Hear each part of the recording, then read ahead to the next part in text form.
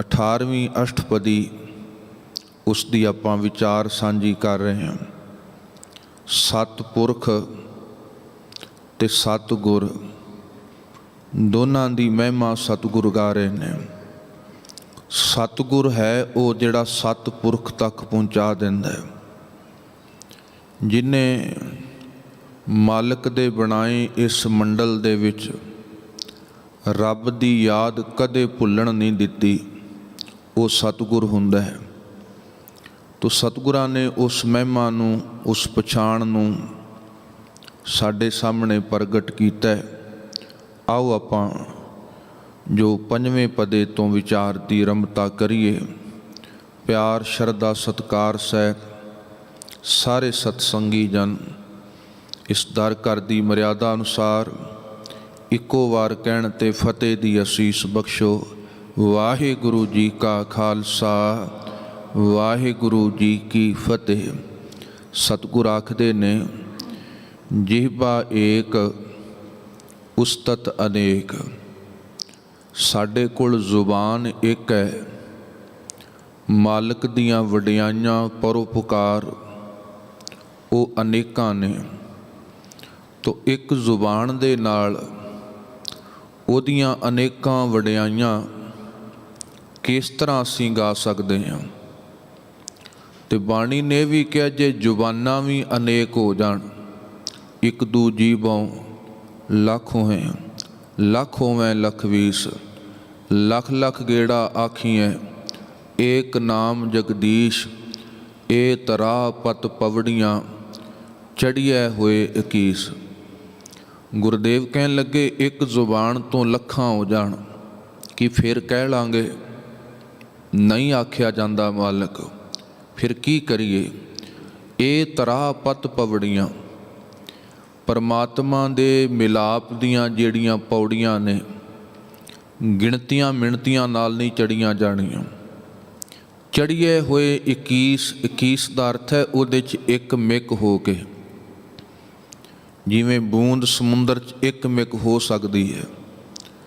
ਬੂੰਦ 'ਚ ਕਦੇ ਸਮੁੰਦਰ ਨਹੀਂ ਸਮਾ ਸਕਦਾ, ਸਮੁੰਦਰ ਬੂੰਦ ਵਿੱਚ ਸਮਾ ਸਕਦੀ ਹੈ। ਗੁਰਦੇਵ ਕਹਿੰਦੇ, ਗਿਣਤੀਆਂ ਮਿਣਤੀਆਂ ਨਾਲ ਮਾਲਕ ਕਦੇ ਤੇਰਾ ਅੰਤ ਨਹੀਂ ਪਾ ਸਕਦੇ। ਹਾਂ, ਅਸੀਂ ਅੰਤ ਵਾਲੇ ਬੇਅੰਤ ਦੇ ਵਿੱਚ ਜ਼ਰੂਰ ਲੀਨ ਹੋ ਸਕਦੇ ਹਾਂ। ਇਹ ਤਰਾ ਪਤ ਪਵੜੀਆਂ, ਚੜ੍ਹੀਏ ਹੋਏ ਇਕੀਸ, ਇੱਕ ਮਿਕ ਹੋ ਕੇ, ਪਿਆਰ ਦੇ ਵਿੱਚ ਅਭੇਦ ਹੋ ਕੇ ਮਾਲਕ ਕੁਝ ਨਸੀਬਾਂ 'ਚ ਪ੍ਰਾਪਤ ਕੀਤਾ ਜਾ ਸਕਦਾ ਹੈ। ਨਹੀਂ ਤੇ ਵਾਹਿਗੁਰੂ ਕਬੀਰ ਸਾਤ ਸਮੁੰਦੈ ਮਸ ਕਰੋ, ਕਲਮ ਕਰੋ ਬਨ ਰਾਏ। ਆ 7 ਸਮੁੰਦਰਾਂ ਦੀ ਸਿਆਹੀ ਹੋਏ, ਸਾਰੀ ਵਨਸਪਤੀ ਦੀ ਕਲਮ ਹੋ ਜਾਏ। ਬਸੁਦਾ ਕਾਗਦ ਜੋ ਕਰੋ, ਧਰਤੀ ਦਾ ਕਾਗਜ਼ ਬਣ ਜਾਏ। ਭਗਤ ਕਬੀਰ ਜੀ ਦੇ ਬੋਲ ਨੇ। ਇੰਨਾ ਕੁਝ ਹੋ ਜਾਏ ਤਾਂ ਵੀ ਭਗਤ ਕਬੀਰ ਜੀ ਕਹਿੰਦੇ, ਹਰ ਜਸ ਲਿਖਣ ਨਾ ਜਾਹੇ। ਉਹਦੇ ਜਸ ਲਿਖ ਨਹੀਂ ਸਕਦੇ ਅਸੀਂ ਕਦੇ ਵੀ ਪੂਰਨ ਤੌਰ 'ਤੇ। ਧੰਨ ਗੁਰੂ ਨਾਨਕ ਸਾਹਿਬ ਆਖਦੇ ਨੇ, ਨਾਨਕ ਕਾਗਦ ਲੱਖ ਮਣਾ, ਪੜ੍ਹ ਪੜ੍ਹ ਕੀਚੈ ਭਾਓ, ਮਸੂ ਤੋਟ ਨਾ ਆਵਈ, ਲੇਖਣ ਪਾਉਣ ਚਲਾਓ, ਭੀ ਤੇਰੀ ਕੀਮਤ ਨਾ ਪਵੈ, ਹੋਂ ਕੇਵੜ ਆਖਾਂ ਨਾ ਹੋ। ਅਸੀਂ ਅੰਤ ਵਾਲੇ ਉਸ ਬੇਅੰਤ ਦੇ ਅੰਤ ਨੂੰ ਜਾਣ ਹੀ ਨਹੀਂ ਸਕਦੇ, ਜੇ ਦਾ ਅੰਤ ਹੀ ਕੋਈ ਨਹੀਂ। ਤੋ ਤਾਂ ਕਰਕੇ ਸਾਹਿਬ ਕਹਿੰਦੇ, ਵਾਹਿਗੁਰੂ ਜਿਹਬਾ ਏਕ ਉਸਤਤ ਅਨੇਕ। ਸਾਡੇ ਕੋਲ ਜ਼ੁਬਾਨ ਇੱਕ ਹੈ, ਤੇਰੀ ਉਸਤਤ ਅਨੇਕਾਂ ਰੂਪਾਂ ਦੇ ਅੰਦਰ ਹੈ। ਸਤਿਪੁਰਖ ਪੂਰਨ ਵਿਵੇਕ, ਤੁਸੀਂ ਸਤ ਸਦੀਵੀ ਹੋਂਦ ਵਾਲੇ ਪੁਰਖ ਹੋ। ਤੁਹਾਡੀ ਹੋਂਦ ਸਤ ਹੈ, ਸਦੀਵੀ। ਪੁਰਖ ਦਾ ਅਰਥ ਹੈ ਸਰਬ ਵਿਆਪਕ। ਸਤ ਹੋ, ਪੁਰਖ ਸਰਬ ਵਿਆਪਕ ਹੋ, ਪੂਰਨ ਮੁਕੰਮਲ ਹੋ ਤੁਸੀਂ। ਕੋਈ 39 ਵਾਦ ਕਾਟ ਨਹੀਂ। ਪਰਮਾਤਮਾ ਦੇ ਹੁਕਮ ਉਸ ਦੇ ਵਿੱਚ ਕੋਈ ਵਾਦ ਘਾਟ ਨਹੀਂ, ਅੱਜ ਤੱਕ ਨਹੀਂ, ਨਾ ਕੀਤੀ ਜਾ ਸਕਦੀ ਹੈ, ਨਾ ਕੀਤੀ ਗਈ ਹੈ। ਉਹਦਾ ਹੁਕਮ ਵੀ ਮੁਕੰਮਲ ਤੌਰ 'ਤੇ ਹੈ। ਵਿਵੇਕ, ਵਿਵੇਕ ਦਾ ਅਰਥ ਹੈ ਸੋਝੀ, ਗਿਆਨ, ਗਹਿਰਾਈ। ਵਾਹਿਗੁਰੂ ਉਹ ਵੀ ਤੇਰੇ ਜੀਵਨ 'ਚੋਂ ਹੀ ਪ੍ਰਗਟ ਹੁੰਦੀ ਹੈ। ਜਿੰਨਾ ਵਿਵੇਕ, ਜਿਤਨੀ ਚੇਤਨਤਾ ਹੈ, ਮਾਲਕ ਤੇਰੇ 'ਚੋਂ ਹੀ ਮਿਲੀ ਹੈ, ਕਿਉਂਕਿ ਤੂੰ ਵਿਵੇਕ ਰੂਪ ਦੇ ਅੰਦਰ ਹੈ। ਕਾਹੂ ਬੋਲ ਨਾ ਪਹੁੰਚਤ ਪ੍ਰਾਨੀ, ਕੋਈ ਬੋਲਾਂ ਰਾਹੀਂ ਨਹੀਂ ਪਹੁੰਚ ਸਕਦਾ। ਅੱਖਰ ਨੂੰ ਇਕੱਲੇ ਅੱਖਰਾਂ ਨਾਲ ਨਹੀਂ ਪਕੜਿਆ ਜਾ ਸਕਦਾ। ਠੀਕ ਹੈ, ਅੱਖਰ ਸਾਧਨ ਨੇ, ਅੱਖਰੀ ਨਾਮ, ਅੱਖਰੀ ਸਾਲਾ, ਅੱਖਰੀ ਗਿਆਨ, ਗੀਤ, ਗੁਣ ਗਾ, ਉਹਨਾਂ ਰਾਹੀਂ ਪਤਾ ਲੱਗਦਾ, ਜਿਵੇਂ ਡਿਸਕ੍ਰਾਈਬ ਕਰਨਾ ਹੁੰਦਾ ਕਿਸੇ ਚੀਜ਼ ਨੂੰ। ਪਰ ਮੇਰੇ ਸਾਹਿਬ ਕਹਿੰਦੇ ਵਾਹਿਗੁਰੂ ਤੂੰ ਅੱਖਰ ਹੈ, ਕੋਈ ਆਪਣੇ ਬੋਲਾਂ ਵਿੱਚ ਤੈਨੂੰ ਪੂਰਨ ਤੌਰ 'ਤੇ ਨਹੀਂ ਲਿਆ ਸਕਦਾ। ਭਾਈ ਸਾਹਿਬ ਭਾਈ ਗੁਰਦਾਸ ਜੀ ਨੇ ਬੜਾ ਪਿਆਰਾ ਬੋਲ ਕੇ ਗੁਰੂ ਸਤਪੁਰਖ ਦੀ ਮਹਿਮਾ ਸਿੱਖਾਂ ਨੇ ਕਿਹਾ, ਭਾਈ ਸਾਹਿਬ ਜੀ ਤੁਸੀਂ ਤੇ ਬੜੇ ਵਿਦਵਾਨ ਹੋ, ਤੁਸੀਂ ਲਿਖਾਰੀ ਹੋ ਗੁਰੂ ਗ੍ਰੰਥ ਸਾਹਿਬ ਜੀ ਦੇ, ਵੀ ਤੁਸੀਂ ਤੇ ਕਰ ਸਕਦੇ ਹੋ ਨਾ ਮਹਿਮਾ ਗੁਰੂ ਪਰਮਾਤਮਾ ਦੀ। ਭਾਈ ਗੁਰਦਾਸ ਨੇ ਉੱਥੇ ਬੋਲ ਕਿਹਾ ਸੀ। ਭਾਈ ਸਾਹਿਬ ਕਹਿੰਦੇ ਚਲੋ ਮੰਨ ਲਓ ਇਸ ਤਰ੍ਹਾਂ ਹੋ ਜਾਏ, ਮੇਰੇ ਕੋਲ ਇੱਕ ਸਰੀਰ ਹੈ, ਰੱਬ ਮੈਨੂੰ ਤਾਕਤ ਦੇ ਦੇ, ਇੱਕ ਸਰੀਰ ਤੋਂ ਮੇਰੇ ਕਰੋੜਾਂ ਸਰੀਰ ਹੋ ਜਾਣ, ਤੇ ਫਿਰ ਇੱਕ ਸਰੀਰ ਦੇ ਉੱਤੇ ਕਰੋੜਾਂ ਕਰੋੜਾਂ ਰੋਮ ਹੋਣ, ਇੱਕ ਇੱਕ ਰੋਮ ਦੇ ਕਰੋੜਾਂ ਕਰੋੜਾਂ ਮੂੰਹ ਹੋਣ, ਇੱਕ ਇੱਕ ਮੂੰਹ ਤੋਂ ਕਰੋੜ ਕਰੋੜ ਵਾਰ ਮੈਂ ਜੇ ਗੁਰੂ ਪਰਮੇਸ਼ਰ ਦੀ ਮਹਿਮਾ ਆਖਾਂਗਾ ਤਾਂ ਵੀ ਆਖ ਨਹੀਂ ਸਕਦਾ।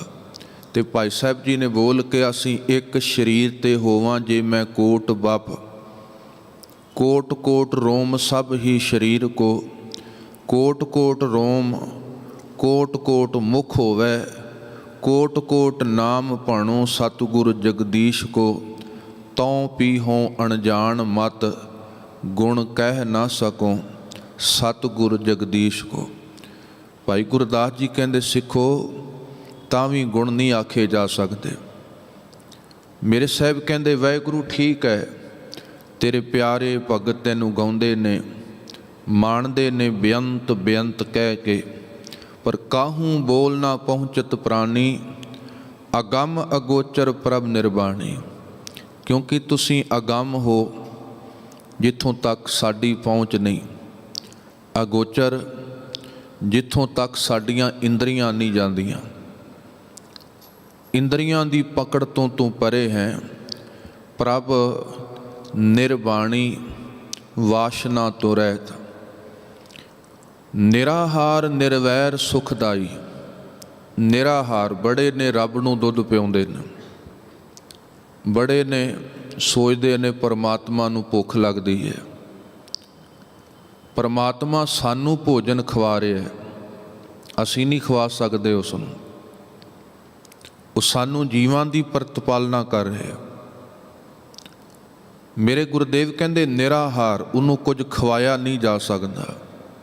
ਠੀਕ ਹੈ, ਤਸਵੀਰਾਂ ਨੂੰ ਮੂਰਤੀਆਂ ਨੂੰ ਕੋਈ ਭੋਗ ਲਵਾਉਂਦਾ ਰਹੇ, ਆ ਬਾਣੀ ਸ਼ਬਦ ਵੀ ਆਇਆ ਨਾ, ਪਾਤੀ ਤੋਰੈ ਮਾਲ ਨਹੀਂ, ਪਾਤੀ ਪਾਤੀ ਜੀਓ। ਉਸ ਸ਼ਬਦ ਵਿੱਚ ਭਗਤ ਕਬੀਰ ਜੀ ਨੇ ਜ਼ਿਕਰ ਕੀਤਾ, ਪਲਿਓ ਕਿਸੇ ਗਰੀਬ ਨੂੰ ਖਵਾਇਓ ਰੱਬ ਕੋਲ ਪਹੁੰਚ ਜਾਏਗੀ, ਪਰ ਇਹ ਨਾ ਕਹੋ ਵੀ ਪਰਮਾਤਮਾ ਨੂੰ ਮੈਂ ਭੋਜਨ ਖਵਾ ਦੇਣਾ। ਭਾਤ ਪਹਿਤ ਅਰ ਲਾਪਸੀ ਕਰ ਕਰਾ ਕਾ ਸਾਰ, ਭੋਗਣ ਹਾਰੈ ਭੋਗਿਆ ਇਸ ਮੂਰਤ ਕੈ ਮੁਖਸ਼ਾਰ। ਭਗਤ ਕਬੀਰ ਜੀ ਕਹਿੰਦੇ ਕਿਸੇ ਨੇ ਭਾਤ ਬਣਾ ਲਈ, ਕਰਕਰਾ ਕਾ ਸਾਰ, ਜਿਹਨੂੰ ਆਪਾਂ ਪੰਜੀਰੀ ਕਹਿ ਦਿੰਦੇ ਹਾਂ, ਜਿਵੇਂ ਕੜਾਹ ਪ੍ਰਸ਼ਾਦ ਬਣਦਾ ਹੈ, ਉਹਦੇ 'ਚ ਪਾਣੀ ਨਾ ਪਾਈਏ ਉਹ ਸੁੱਕੀ ਪੰਜੀਰੀ ਬਣ ਜਾਂਦੀ। ਭਗਤ ਜੀ ਕਹਿੰਦੇ ਬੜਿਆਂ ਨੇ ਸੋਚਿਆ ਵੀ ਉਹਨੂੰ ਖਵਾਈਏ, ਤੇ ਭਗਤ ਜੀ ਕਹਿੰਦੇ ਮੂਰਤੀ ਨੇ ਤੇ ਖਾਧੀ ਨਹੀਂ, ਖਾ ਕੋਈ ਹੋਰ ਗਿਆ। ਰੱਬ ਦੇ ਨਾਂ 'ਤੇ ਬੜਿਆਂ ਦਾ ਪੇਟ ਭਰਿਆ ਜਾ ਰਿਹਾ ਵੀ ਰੱਬ ਨੂੰ ਖਵਾ ਰਹੇ ਹਾਂ। ਪਰ ਗੁਰਦੇਵ ਕਹਿੰਦੇ ਮਾਲਕ ਨੂੰ ਖਵਾਉਣ ਦੀ ਲੋੜ ਨਹੀਂ। ਭਾਤ ਪਹਿਤ ਅਰਲਾਪ ਸੀ ਕਰ ਕਰਾ ਕਾ ਸਾਰ, ਭੋਗਣ ਹਾਰੈ ਭੋਗਿਆ ਇਸ ਮੂਰਤ ਕੈ ਮੁਖਚਾਰ। ਬਹੁਤ ਵੱਡਾ ਗੁਰਦੇਵ ਕਹਿਣ ਲੱਗੇ ਇਹ ਭਰਮ ਹੈ ਜੇ ਕੋਈ ਕਹੇ ਵੀ ਮੈਂ ਪਰਮਾਤਮਾ ਨੂੰ ਭੋਜਨ ਛਕਾਉਣਾ। ਠੀਕ ਹੈ, ਉਹ ਗੁਰੂ ਨੇ ਸਾਨੂੰ 4 ਪ੍ਰਕਾਰ ਦੀ ਸੇਵਾ ਦਿੱਤੀ ਹੈ, ਉਹਦੇ ਚੋਂ 2 ਪ੍ਰਕਾਰ ਦੀ ਸੇਵਾ ਗੁਰੂ ਤੇ ਪਰਮਾਤਮਾ ਦੀ ਹੈ। 2 ਪ੍ਰਕਾਰ ਦੀ ਸੇਵਾ, ਇੱਕ ਸਿੱਖਾਂ ਦੀ ਸੇਵਾ, ਇੱਕ ਮਨੁੱਖਤਾ ਦੀ ਸੇਵਾ। ਗੁਰਮੁਖਾਂ 'ਚ ਗੁਰੂ ਵਰਤਦਾ ਹੈ, ਮਨੁੱਖਤਾ 'ਚ ਪਰਮਾਤਮਾ ਵਰਤਦਾ ਹੈ। ਧੰਨ ਗੁਰੂ ਤੇਗ ਬਹਾਦਰ ਸਾਹਿਬ ਨੂੰ ਮਾਤਾ ਨਾਨਕੀ ਜੀ ਨੇ, ਮਾਤਾ ਜੀ ਨੇ ਗੁਰੂ ਤੇਗ ਬਹਾਦਰ ਜੀ ਦੇ ਬਹੁਤ ਸੋਹਣੀ ਕੀਮਤੀ ਪੁਸ਼ਾਕ ਪਵਾਈ ਸੀ। ਧੰਨ ਗੁਰੂ ਤੇਗ ਬਹਾਦਰ ਸਾਹਿਬ ਨੇ ਉਹ ਤਨ ਤੋਂ ਲਾਹ ਕੇ ਕਿਸੇ ਗਰੀਬੜੇ ਦੇ ਤਨ 'ਤੇ ਪਾ ਦਿੱਤੀ ਤੇ ਮਾਂ ਨੂੰ ਕਿਹਾ ਸੀ, ਮਾਂ ਕੋਈ ਨਹੀਂ, ਮੈਨੂੰ ਤੇ ਘਰੋਂ ਹੋਰ ਮਿਲ ਜਾਣਗੀਆਂ ਪਰ ਇਹਦਾ ਤਨ ਨਹੀਂ ਸੀ ਕਿਸੇ ਨੇ ਕੱਜਣਾ। ਸੱਚ ਜਾਣਿਓ, ਉਹ ਸਮਝ ਲਓ ਰੱਬ ਨੂੰ, ਰੱਬ ਦੀ ਸੇਵਾ ਹੋ ਗਈ, ਮਾਨਵਤਾ ਦੀ ਸੇਵਾ ਵਿੱਚ ਦੁਨੀਆ ਸੇਵ ਕਮਾਈਏ, ਤਨ ਦਰਗਾਹ ਬੈਸਣ ਪਾਈਏ। ਜੇ ਰੱਬ ਨੂੰ ਖਵਾਉਣ ਨੂੰ ਜੀ ਕਰੇ ਨਾ, ਕਿਸੇ ਲੋੜਵੰਦ ਨੂੰ ਖਵਾ ਦਿੱਤਾ ਜਾਏ, ਰੱਬ ਦੇ ਜੀ ਜੰਤ ਦੀ ਸੇਵਾ ਕਰ ਲਈ ਜਾਏ, ਇਹ ਠੀਕ ਹੈ।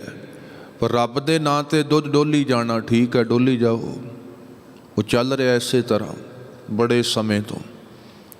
ਤੋ ਗੁਰਦੇਵ ਕਹਿੰਦੇ ਨਿਰਾਹਾਰ ਪਰਮਾਤਮਾ ਨੂੰ ਕਿਸੇ ਆਹਾਰ ਦੀ ਜ਼ਰੂਰਤ ਨਹੀਂ। ਆਹਾਰ ਦੀ ਜ਼ਰੂਰਤ ਹੁੰਦੀ ਹੈ ਸਰੀਰ ਨੂੰ, ਪਰਮਾਤਮਾ ਕੋਈ ਸਰੀਰ ਥੋੜ੍ਹਾ ਹੈ।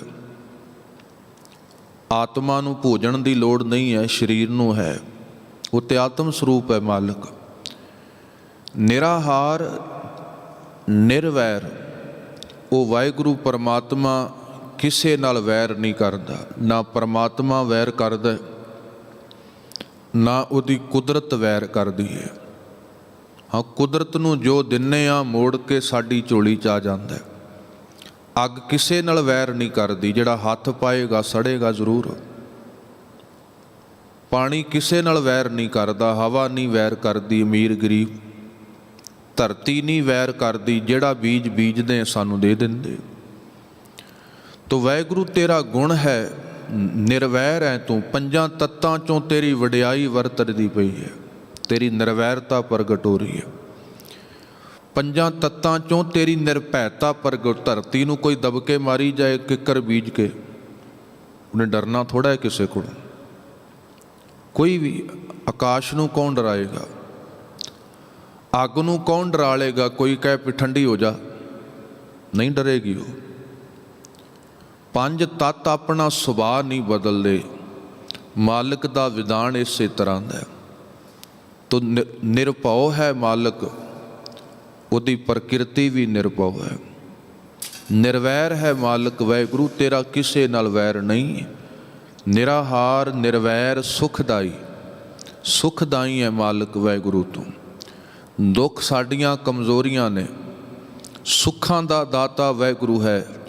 ਤੇ ਬਾਣੀ ਨੇ ਵੀ ਕਿਹਾ ਸੁੱਖਾਂ ਦਾ ਦਾਤਾ ਦੁੱਖਾਂ ਨਾਲ ਨਹੀਂ ਮਿਲੇਗਾ। ਤੂੰ ਸੋਚੇ ਵੀ ਮੈਂ ਰੋਟੀ ਛੱਡ ਦੇਵਾਂ, ਘਰ ਛੱਡ ਦੇਵਾਂ, ਕੱਪੜੇ ਛੱਡ ਦੇਵਾਂ, ਜੁੱਤੀਆਂ ਲਾਹ ਦੇਵਾਂ ਪੈਰਾਂ 'ਚੋਂ। ਸੁੱਖਾਂ ਦਾ ਦਾਤਾ ਦੁੱਖਾਂ ਨਾਲ ਨਹੀਂ ਮਿਲੇਗਾ ਕਦੇ ਵੀ। ਉਹ ਸੁਖਦਾਈ ਹੈ ਸਾਹਿਬ ਕਹਿੰਦੇ। ਉਹ ਤੇ ਆਪਣੀ ਸ੍ਰਿਸ਼ਟੀ ਨੂੰ ਪਿਆਰ ਕਰਨ ਵਾਲਾ ਮਾਲਕ ਹੈ। ਤਾਂ ਕੀ ਕੀਮਤ ਕਿਨੈ ਨਾ ਪਾਈ, ਐਸੇ ਮਾਲਕ ਦੀ ਕੀਮਤ ਕਿਸੇ ਨੇ ਨਹੀਂ ਪਾਈ। ਸਾਡੇ ਪੈਮਾਨੇ ਬੜੇ ਛੋਟੇ ਨੇ, ਉਹਨੂੰ ਕਿਵੇਂ ਮਾਪ ਸਕਦੇ ਆਪਾਂ? ਅਸੀਂ ਤੇ ਆਕਾਸ਼ ਨਹੀਂ ਮਾਪ ਸਕੇ ਅਜੇ, ਅਸੀਂ ਬੜਾ ਕੁਝ ਨਹੀਂ ਸਾਡੇ ਕੋਲ। ਤਾਂ ਹੀ ਬਾਣੀ ਕਹਿਣ ਲੱਗੀ ਕੋਈ ਨਾ ਜਾਣੈ ਤੇਰਾ ਕੀਤਾ ਕੇਵੜ ਚੀਰਾ। ਵਾਹਿਗੁਰੂ ਤੇਰੀ ਕੁਦਰਤ ਨੂੰ ਨਹੀਂ ਅਸੀਂ ਮਾਪ ਸਕੇ, ਤੈਨੂੰ ਕਿੱਥੇ ਮਾਪਾਂਗੇ? ਤੇਰੀ ਕੁਦਰਤ ਦੇ ਵਿਸਥਾਰ ਦਾ ਹੀ ਸਾਨੂੰ ਪਤਾ ਨਹੀਂ ਅਜੇ, ਤੇ ਤੇਰੀ ਵਡਿਆਈ ਕਿਵੇਂ ਕਹਿ ਸਕਦੇ ਹਾਂ? ਤਾਂ ਕਿ ਕੀਮਤ ਕਿਨੈ ਨਾ ਪਾਈ, ਅਨਕ ਭਗਤ ਬੰਧਨ ਨਿਤ ਕਰੈ, ਚਰਨ ਕਮਲ ਹਿਰਦੈ ਸਿਮਰੈ। ਰੱਬ ਦੇ ਪਿਆਰੇ ਰੋਜ਼ ਉਸ ਨੂੰ ਬੰਧਨਾ ਕਰਦੇ ਨੇ। ਕਿਵੇਂ? ਉਹਦੇ ਚਰਨ ਕਮਲ, ਉਹਦੇ ਗੁਣਾਂ ਨੂੰ ਹਿਰਦੇ 'ਚ ਯਾਦ ਕਰ ਲੈਣਾ, ਉਹਦੇ ਗੁਣਾਂ ਦਾ ਧਾਰਨੀ ਹੋ ਜਾਣਾ, ਉਸ ਨੂੰ ਬੰਦਨਾ ਹੈ, ਉਸ ਨੂੰ ਨਮਸਕਾਰ ਹੈ ਮਾਲਕ ਵਾਹਿਗੁਰੂ ਨੂੰ। ਉਹਦੇ ਭਾਣੇ 'ਚ ਤੁਰਨਾ, ਉਹਦੀ ਵਡਿਆਈ ਹੈ ਕਰਤੇ ਮਾਲਕ ਵਾਹਿਗੁਰੂ ਦੀ। ਤੋ ਚਰਨ ਕਮਲ ਵਾਹਿਗੁਰੂ ਦੀ ਯਾਦ ਹੈ ਜਿਹੜੀ ਹਿਰਦੈ ਸਿਮਰੈ, ਭਗਤ ਨੂੰ ਹਿਰਦੇ 'ਚ ਸੰਭਾਲ ਕੇ ਰੱਖਦੇ ਨੇ। ਸਦ ਬਲਿਹਾਰੀ ਸਤਿਗੁਰ ਆਪਣੇ, ਨਾਨਕ ਜਿਸ ਪ੍ਰਸਾਦ ਐਸਾ ਪ੍ਰਭ ਜਪਣੇ। ਗੁਰਦੇਵ ਕਹਿੰਦੇ ਐਸਾ ਮਾਲਕ ਜਿਹੜਾ ਨਿਰਵੈਰ ਹੈ, ਨਿਰਾਹਾਰ ਹੈ, ਅਗੰਮ ਹੈ, ਅਗੋਚਰ ਹੈ, ਨਿਰਵਾਨ ਹੈ, ਮੈਂ ਆਪਣੇ ਸਤਿਗੁਰ ਤੋਂ ਕੁਰਬਾਨ ਜਾਵਾਂ ਜਿਹੜਾ ਐਸੇ ਮਾਲਕ ਦੀ ਸੋਝੀ ਦੇ ਦਿੰਦਾ, ਅਨੁਭਵ ਦੇ ਦਿੰਦਾ ਐਸੇ ਮਾਲਕ ਦੀ। ਜਾਣਕਾਰੀਆਂ ਨਹੀਂ, ਮੈਂ ਕੱਲ੍ਹ ਬੇਨਤੀ ਕੀਤੀ ਸੀ, ਰੱਬ ਦੀ ਕੋਈ ਜਾਣਕਾਰੀ ਨਹੀਂ ਹੈ। ਸਰੀਰ ਦਾ ਗਿਆਨ ਹੋ ਸਕਦਾ ਹੈ, ਆਤਮਾ ਦਾ ਕੋਈ ਗਿਆਨ ਨਹੀਂ ਹੈ। ਆਤਮਾ ਦੀ ਲਖਤਾ ਹੁੰਦੀ ਹੈ, ਆਤਮਾ ਦਾ ਅਨੁਭਵ ਹੁੰਦਾ ਹੈ। ਆਤਮਾ ਦਾ ਕੀ ਗਿਆਨ ਹੈ, ਕਿੱਥੋਂ ਜੰਮੀ, ਕਿੱਥੋਂ ਗਈ, ਕਿਹੜੇ ਤੱਤ ਨੇ। ਸਰੀਰ ਦਾ ਗਿਆਨ ਹੈ। ਸੰਸਾਰ ਦਾ ਗਿਆਨ ਹੋ ਸਕਦਾ ਹੈ, ਰੱਬ ਦਾ ਕੋਈ ਗਿਆਨ ਨਹੀਂ। ਕਦੇ ਕਿਸੇ ਨੂੰ ਭੁਲੇਖਾ ਹੋਵੇ ਮੈਂ ਪਰਮਾਤਮਾ ਦਾ ਗਿਆਨ, ਪਰਮਾਤਮਾ ਦਾ ਅਨੁਭਵ ਹੁੰਦਾ ਹੈ, ਉਹਦੀ ਲਖਤਾ ਹੁੰਦੀ ਹੈ, ਉਹ ਗਿਆਨ ਦਾ ਵਿਸ਼ਾ ਹੀ ਨਹੀਂ। ਤੋ ਗੁਰੂ ਰੱਬ ਦੀਆਂ ਜਾਣਕਾਰੀਆਂ ਨਹੀਂ ਦਿੰਦਾ ਸਾਨੂੰ ਵੀ ਸ਼ੇਰ 'ਤੇ ਚੜ੍ਹਿਆ ਕਿ ਹਾਥੀ 'ਤੇ ਚੜ੍ਹਿਆ ਕਿ ਚਾਰ ਬਾਹਾਂ ਨੇ ਕਿ ਕਿਹੜੀ ਦਿਸ਼ਾ 'ਚ ਹੈ। ਗੁਰੂ ਉਹਦੇ ਗੁਣ ਦਿੰਦਾ ਸਾਨੂੰ, ਗੁਰੂ ਉਹਦਾ ਅਨੁਭਵ ਬਖਸ਼ਿਸ਼ ਕਰਦਾ ਸਾਨੂੰ। ਤੋ ਸਾਹਿਬ ਕਹਿਣ ਲੱਗੇ ਮੈਂ ਐਸੇ ਸਤਿਗੁਰ ਤੋਂ ਕੁਰਬਾਨ ਜਾਵਾਂ, ਸਦ ਬਲਿਹਾਰੀ ਸਤਿਗੁਰ ਆਪਣੇ, ਜਿਸ ਗੁਰੂ ਤੋਂ ਨਾਨਕ ਜਿਸ ਪ੍ਰਸਾਦ ਐਸਾ ਪ੍ਰਭ ਜਪਣੇ। ਐਸੇ ਪਰਮਾਤਮਾ ਨੂੰ ਮੈਂ ਜਪ ਲਿਆ, ਉਹਦਾ ਸ਼ੁਕਰਾਨਾ ਕਰ ਲਿਆ, ਜਿਹੜਾ ਨਿਰਗੁਣ ਹੈ, ਨਿਰਵੈਰ ਹੈ, ਨਿਰਹਾਰ ਹੈ, ਨਿਰਆਕਾਰ ਹੈ। ਤੋ ਸਾਹਿਬ ਅੱਗੇ ਬਖਸ਼ਿਸ਼ ਕਰਦੇ ਨੇ, ਇਹ ਹਰ ਰਸ ਪਾਵੈ ਜਨ ਕੋਏ, ਅੰਮ੍ਰਿਤ ਪੀਵੈ ਅਮਰ ਸੋ ਹੋਏ। ਇਹ ਹਰ ਰਸ ਮਾਲਕ ਵਾਹਿਗੁਰੂ ਦਾ ਨਾਮ ਰਸ, ਨਾਮ ਉਹਦਾ ਅਨੁਭਵ, ਨਾਮ ਉਹਦਾ ਰਹੱਸ ਹੈ ਜਿਹੜਾ ਜੀਵਨ ਦੇ ਅੰਦਰ। ਪਾਵੈ ਜਨ ਕੋਏ, ਅੱਖਰ ਬੜਿਆਂ ਨੇ ਪਕੜੇ ਹੋਣਗੇ, ਰਾਮ ਰਾਮ, ਬੜਾ ਸੌਖਾ ਹੈ ਅੱਖਰਾਂ ਨੂੰ ਪਕੜ ਲੈਣਾ। ਪਰ ਗੁਰਦੇਵ ਕਹਿੰਦੇ ਜਿਹੜਾ ਅੱਖਰਾਂ ਦੇ ਪਿੱਛੇ ਅਨੁਭਵ ਨੂੰ ਮਾਣ ਲੈਂਦਾ ਹੈ, ਅਸਲ ਉਹ ਹੈ ਮਾਲਕ ਦੇ ਨਾਮ ਦਾ ਉੱਤਰਾਧਿਕਾਰੀ। ਤੇ ਬਾਣੀ ਨੇ ਇੱਕ ਬਚਨ ਕਿਹਾ, ਜੇ ਇਕੱਲੀ ਆਵਾਜ਼ ਹੀ ਨਾਮ ਹੁੰਦਾ। ਵੇਖੋ ਬਾਣੀ ਦਾ ਇੱਕ ਬਚਨ ਆਉਂਦਾ ਹੈ, ਹਰ ਹਟ ਵੀ ਤੂੰ ਤੂੰ ਕਰੇ। ਉਹਦੇ ਅਰਥ ਅਸੀਂ ਕਈ ਵਾਰ ਗੁਰੂ ਆਸ਼ੇ ਮੁਤਾਬਕ ਨਹੀਂ ਲੈਂਦੇ। ਉੱਥੇ ਬਾਣੀ ਨੇ ਉਦਾਹਰਨ ਦਿੱਤੀ ਖੂਹ ਦੀ। ਹੁਣ ਪੁਰਾਣੇ ਜ਼ਮਾਨੇ ਜਿਹੜੇ ਖੂਹ ਹੁੰਦੇ ਸੀ, ਉਹਦੇ ਇੱਕ ਲੋਕ ਹੁੰਦਾ ਸੀ ਜਿਹਨੂੰ ਤੁੱਕਾ ਵੀ ਕਿਹਾ ਜਾਂਦਾ ਸੀ। ਵੈਸੇ ਪੰਜਾਬੀ ਬੋਲੀ 'ਚ, ਆਪਾਂ ਅੱਜ ਦੀ ਬੋਲੀ 'ਚ ਕਹਾਂਗੇ ਲੋਕ। ਉਹ ਜਦੋਂ ਖੂਹ ਗਿੜਦਾ ਸੀ, ਉਹ ਲੋਕ ਨਾਲ ਨਾਲ ਟਿਕ ਟਿਕ ਦੀ ਆਵਾਜ਼ ਆਉਂਦੀ ਸੀ ਵੀ ਉਹ ਪਿੱਛੇ ਨਾ ਮੁੜੇ। ਉੱਥੇ ਤੂੰ ਤੂੰ ਦੀ ਆਵਾਜ਼ ਆਉਂਦੀ ਸੀ। ਤੋ ਸਾਹਿਬ ਕਹਿੰਦੇ ਜੇ ਤੂੰ ਤੂੰ ਕਹਿਣਾ ਹੈ, ਫਿਰ ਖੂਹ ਵੀ ਤੂੰ ਤੂੰ ਕਹਿ ਰਿਹਾ ਕਿ ਉਹ ਰੱਬ ਦੀ ਵਡਿਆਈ ਕਰ ਰਿਹਾ ਹੈ। ਚਲੋ ਤੂੰ ਤੂੰ ਉਹ ਕਰ ਰਿਹਾ, ਪਰ ਉਹਦੇ 'ਚ ਫੀਲਿੰਗ ਥੋੜ੍ਹਾ ਕੋਈ ਹੈ, ਉਹ ਤੇ ਨਿਰਜਿੰਦ ਹੈ। ਗੁਰਦੇਵ ਕਹਿੰਦੇ ਇਸੇ ਤਰ੍ਹਾਂ ਕੱਲੀ ਆਵਾਜ਼ ਅੱਖਰ ਨਾ ਕਹਿ ਦੀ ਮੈਂ ਨਾਮ ਜਪ ਰਿਹਾ। ਹਰ ਹਟ ਵੀ ਤੂੰ ਤੂੰ ਕਰੈ, ਬੋਲੇ ਭਲੀ ਬਾਣ, ਸਾਹਿਬ ਸਦਾ ਹਜ਼ੂਰ ਹੈ, ਕਿਆ ਉੱਚੀ ਕਰੈ ਪੁਕਾਰ। ਸਾਹਿਬ ਕਹਿੰਦੇ ਇਹ ਨਾ ਹੋਏ ਕਦੇ ਖੂਹ ਵਰਗੂ ਆਵਾਜ਼ ਤੇ ਬੜੀ ਉੱਚੀ ਹੋ ਰਹੀ ਹੋਏ ਤੂੰ ਤੂੰ ਦੀ, ਪਰ ਫੀਲਿੰਗ ਬਿਲਕੁਲ ਨਾ ਆਉਂਦੀ ਹੋਏ, ਉਹਨੂੰ ਫੀਲ ਕੀਤਾ ਹੀ ਨਾ ਹੋਏ। ਫਿਰ ਕੀ ਕਰੇਗੀ ਆਵਾਜ਼ ਉਹ ਖੂਹ ਦੀ। ਇਸ ਵਾਸਤੇ ਸਾਹਿਬ ਕਹਿੰਦੇ ਸਾਹਿਬ ਸਦਾ ਹਜ਼ੂਰ ਹੈ, ਕਿਆ ਉੱਚੀ ਕਰੈ ਪੁਕਾਰ। ਉੱਚਾ ਉੱਚੀ ਰੋਲਾ ਪਾਉਣ ਦੀ ਬਜਾਏ ਉਹਦੀ ਹਾਜ਼ਰ ਨਾਜ਼ਰਤਾ ਨੂੰ ਮਾਣ ਕੇ ਵੇਖ। ਕਬੀਰ ਮੁੱਲਾ ਮੁਨਾਰੇ ਕਿਆ ਚੜ੍ਹੈ, ਸਾਈਂ ਨਾ ਬਹਿਰਾ ਹੋਏ, ਜਾਂ ਕਾਰਨ ਤੂੰ ਬਾਂਗ ਦੇ ਦਿਲ ਹੀ ਪੀਤਰ ਜੋਹੇ। ਜੋ ਇਹਦਾ ਅਰਥ ਹੈ ਦੇਖ, ਮਹਿਸੂਸ ਕਰ ਉਸ ਮਾਲਕ ਵਾਹਿਗੁਰੂ ਨੂੰ। ਠੀਕ ਹੈ ਕਹਿਣਾ ਵੀ ਇਹਦਾ ਅਰਥ ਇਹ ਵੀ ਨਹੀਂ, ਦੂਜੀ ਮੈਂ ਬੇਨਤੀ ਕਰਾਂ ਵੀ ਰਸਨਾ ਤੋਂ ਕਹਿਣਾ ਨਹੀਂ, ਇਹਦਾ ਅਰਥ ਇਹ ਵੀ ਨਹੀਂ ਹੈ। ਗੁਰਦੇਵ ਕਹਿੰਦੇ ਜੋ ਕਹਿ ਰਹੇ ਹੈ, ਜੋ ਕਰ ਰਹੇ ਹੈ, ਉਹਨੂੰ ਮਹਿਸੂਸ ਜ਼ਰੂਰ ਕਰ। ਤੇਰੇ ਅਨੁਭਵ ਦੇ ਵਿੱਚ ਆਏ, ਤੇਰੇ ਅਹਿਸਾਸ ਵਿੱਚ ਆਏ, ਫਿਰ ਮੁਬਾਰਕ ਹੈ। ਤੋ ਗੁਰਦੇਵ ਕਹਿੰਦੇ ਇਹ ਹਰ ਰਸ ਪਾਵੈ ਜਨ ਕੋਏ, ਅੰਮ੍ਰਿਤ ਪੀਵੈ ਅਮਰ ਸੋ ਹੋਏ। ਜਿਨਨੇ ਅੰਮ੍ਰਿਤ ਪੀਤਾ ਅਮਰ ਹੋ ਗਿਆ। ਤੇ ਬੜਾ ਵੱਡਾ ਫਲਸਫਾ ਹੈ ਅੰਮ੍ਰਿਤ ਦਾ, ਬਹੁਤ ਇਤਿਹਾਸ ਗਵਾਹੀ ਭਰਦਾ ਹੈ। ਆਦਿ ਕਾਲ ਤੋਂ ਹੀ ਜਿਹੜਾ ਮਨੁੱਖ ਹੈ ਨਾ, ਐਸੇ ਪਦਾਰਥ ਦੀ ਚਾਹਨਾ 'ਚ ਰਿਹਾ ਵੀ ਜਿੱਥੋਂ ਮੈਂ ਪੀ ਕੇ ਮਰਾਂ ਨਾ। ਦੇਵਤਿਆਂ ਨੇ ਸਮੁੰਦਰ ਮੰਥਨ ਕੀਤਾ ਸੀ, ਉੱਥੇ ਵੀ ਅੰਮ੍ਰਿਤ ਦਾ ਜ਼ਿਕਰ ਆਉਂਦਾ ਹੈ। ਸੋਮਨਾਥ ਦਾ ਜ਼ਿਕਰ ਆਉਂਦਾ ਹੈ, ਅੰਮ੍ਰਿਤ ਰਸ ਦਾ ਜ਼ਿਕਰ ਆਉਂਦਾ ਹੈ, ਆਬੇ ਹਯਾਤ ਦਾ ਜ਼ਿਕਰ ਆਉਂਦਾ ਹੈ। ਆਦਿ ਕਾਲ ਤੋਂ ਹੀ ਮਨੁੱਖ ਯਤਨ ਕਰਦਾ ਰਿਹਾ ਵੀ ਮੇਰੀ ਹਸਤੀ ਮਿਟੇ ਨਾ, ਮੈਂ ਅਮਰ ਹੋ ਜਾਵਾਂ, ਮੈਂ ਮਰਾਂ ਹੀ ਨਾ। ਪਰ ਐਸਾ ਹੋਇਆ ਨਹੀਂ। ਮੌਤ ਹਮੇਸ਼ਾ ਜਿੱਤ ਜਾਂਦੀ ਹੈ, ਬੰਦਾ ਹਮੇਸ਼ਾ ਹਾਰ ਜਾਂਦਾ ਹੈ। ਅੱਜ ਤੱਕ ਨਹੀਂ ਹੋਇਆ। ਤੇ ਸਤਿਗੁਰਾਂ ਨੇ ਕਿਹਾ ਫਿਰ ਇਸ ਤਰ੍ਹਾਂ ਕਰ, ਸਰੀਰ ਤੇ ਭਾਣੇ 'ਚ ਜੰਮਦਾ ਮਰਦਾ ਹੈ। ਮੈਂ ਤੈਨੂੰ ਬਾਣੀ ਨਾਮ ਦਾ ਅੰਮ੍ਰਿਤ ਦਿਨਾ, ਜਿਹਦੇ 'ਚ ਤੇਰੇ ਆਤਮਿਕ ਗੁਣ ਨਹੀਂ ਮੁੱਕਣਗੇ, ਤੇਰੇ ਅੰਦਰੋਂ ਨਹੀਂ ਗੁਣ ਮੁੱਕਣਗੇ ਆਤਮਿਕ। ਤੂੰ ਅੰਦਰ ਤੋਂ ਨਹੀਂ ਮਰੇਗਾ, ਤੇਰੇ ਅੰਦਰੋਂ ਦੀ ਯਾਦ, ਪਰਉਪਕਾਰ, ਉਹਦੇ ਗੁਣ, ਉਹਦੀ ਸਿਫਤ ਨਹੀਂ ਮੁੱਕੇਗੀ। ਤੇ ਗੁਰੂ ਨੇ ਸਾਨੂੰ ਆਤਮਿਕ ਜੀਵਨ ਦਿੱਤਾ ਹੈ, ਅੰਮ੍ਰਿਤ।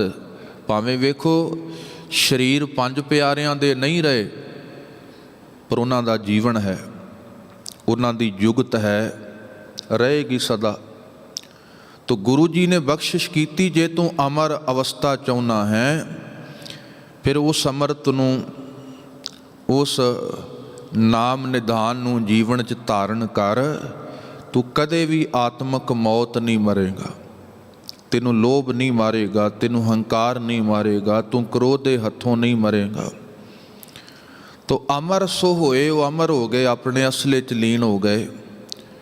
ਉਸ ਪੁਰਖ ਕਾ ਨਾਹੀ ਕਦੇ ਵਿਨਾਸ਼, ਜਾ ਕੇ ਮਨ ਪ੍ਰਗਟੇ ਗੁਣਤਾਸ।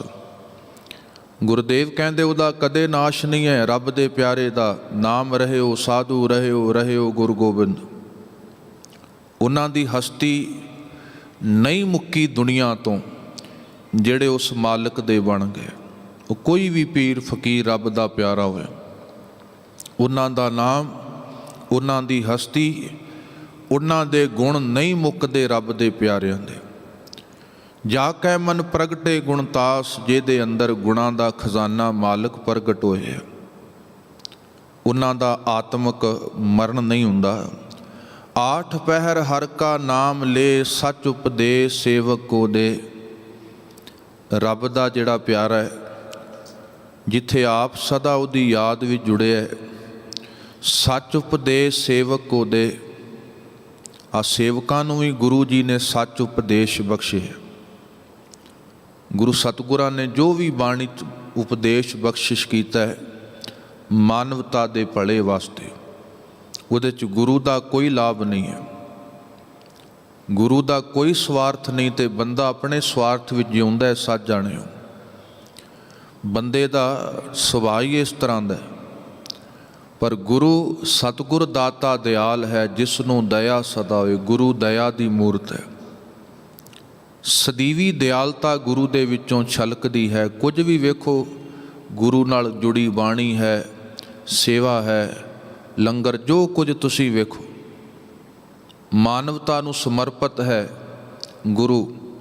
ਗੁਰੂ ਦਾ ਦਰ ਕਰ। ਤੋ ਗੁਰਦੇਵ ਜੀ ਬਖਸ਼ਿਸ਼ ਕਰਦੇ ਨੇ, ਸੱਚ ਉਪਦੇਸ਼ ਸੇਵਕ ਕੋ ਦੇ, ਮੋਹ ਮਾਇਆ ਕੈ ਸੰਗ ਨਾ ਲੇਪ, ਮਨ ਮੈਂ ਰਾਖੈ ਹਰ ਹਰ ਏਕ। ਹਾਂ, ਜਿਸ ਰੱਬ ਦੇ ਪਿਆਰੇ ਨੇ ਮੋਹ ਮਾਇਆ ਕੈ ਸੰਗ ਨਾ ਲੇਪ, ਉਹਦੇ 'ਚ ਲਿਪਾਏ ਮਾਣ ਨਹੀਂ ਹੋਇਆ। ਮੋਹ ਕਰਕੇ ਹੀ ਮਾਇਆ ਬਣੀ ਹੈ, ਲੋੜ ਕਰਕੇ ਕੁਝ ਵੀ ਮਾਇਆ ਨਹੀਂ ਹੈ। ਜਿਹੜੀ ਚੀਜ਼ ਲੋੜ ਵਾਲੀ ਹੈ ਉਹ ਮਾਇਆ ਨਹੀਂ, ਜਿਹੜੀ ਚੀਜ਼ ਲੋਭ ਵਾਲੀ ਹੈ ਮਾਇਆ ਹੈ। ਤੇ ਮਹਾਤਮਾ ਬੁੱਧ ਜੀ ਨੂੰ ਕਿਸੇ ਨੇ ਪੁੱਛਿਆ ਸੀ, ਜ਼ਹਿਰ ਕੀ ਹੈ ਤੇ ਅੰਮ੍ਰਿਤ ਕੀ ਹੈ? ਤੇ ਮਹਾਤਮਾ ਬੁੱਧ ਨੇ ਕਿਹਾ ਸੀ, ਜਿਹੜੀ ਚੀਜ਼ ਲੋੜ ਤੋਂ ਵੱਧ ਹੈ ਉਹ ਜ਼ਹਿਰ ਹੀ ਹੈ, ਆ ਨੀਂਦ ਜਿਹੜੇ ਹੁਣ ਤੱਕ ਸੁੱਤੇ ਹੋਣਗੇ ਜ਼ਹਿਰ ਹੀ ਹੈ।